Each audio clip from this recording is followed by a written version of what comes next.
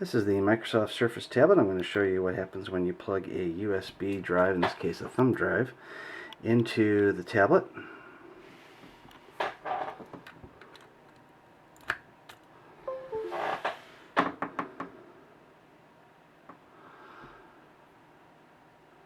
Alright, so in order to see the drive, we're going to press on Desktop,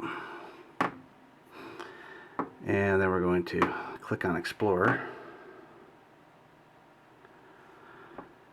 And now we're going to click on Computer.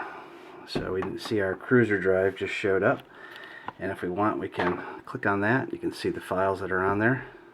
Double click, and there it is. If we pull it out,